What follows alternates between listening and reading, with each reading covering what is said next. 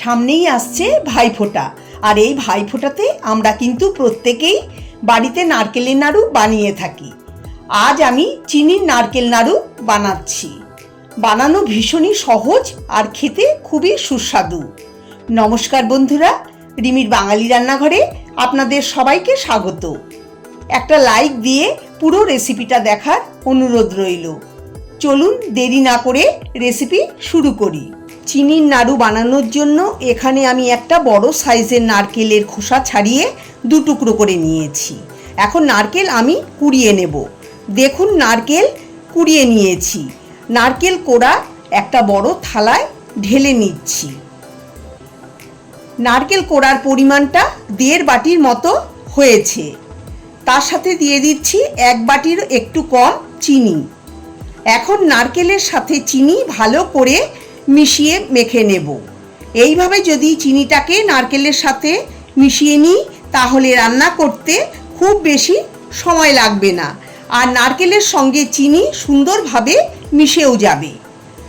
যত ভালো করে মেশানো হবে তত ভালো পাক হবে। ভালো করে মিশিয়ে নিচ্ছি।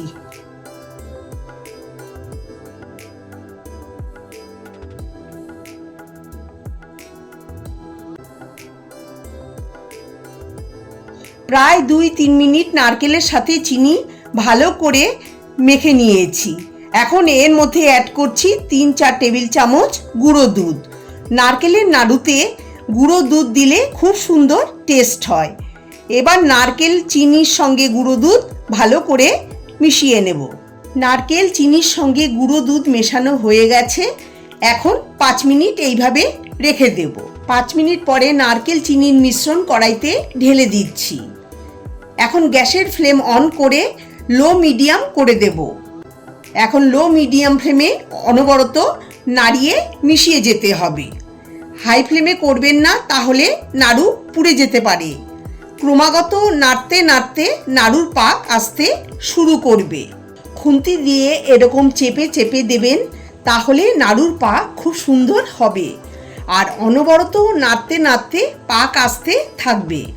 যদি পাক আসতে একটু দেরি হয় তাহলে অল্প পরিমাণে চিনি অ্যাড করতে পারেন, তাহলে দেখবেন পাক চলে এসেছে।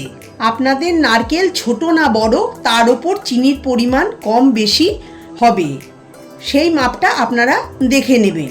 চিনির পরিমাণ কম হলে পাক আসবে না। আমি অনবরত নাড়িয়ে চাড়িয়ে পাক দিয়ে নিচ্ছি।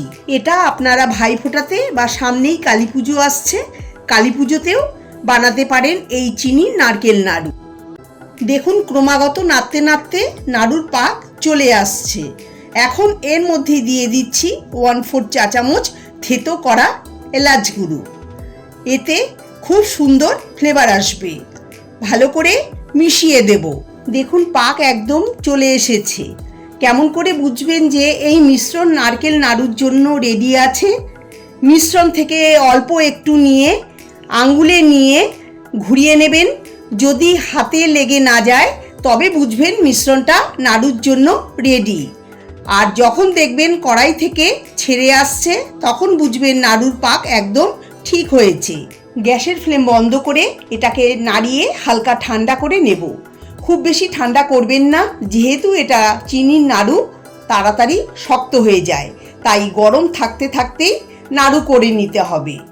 আর এটাকে থালায়ও ঢালছি না, কড়াইতে রেখে গরম অবস্থাতেই নাড়ু করে নেব। যে থালায় নাড়ু রাখবো তাতে সামান্য ঘি দিয়ে থালার চারিদিকে লাগিয়ে দেব। এবার হাতে সামান্য ঘি লাগিয়ে নিয়ে এখান থেকে অল্প অল্প করে নিয়ে প্রথমে এক হাতে এরকম করে চেপে চেপে গোল মতো করে 2 হাতে তালুতে নিয়ে গোল গোল নাড়ু করে নিতে হবে। আপনারা চাইলে ছোট বড় যেরকম মাপের নাড়ু তৈরি করতে পারেন। আমি মাঝারি সাইজের নাড়ু তৈরি করছি।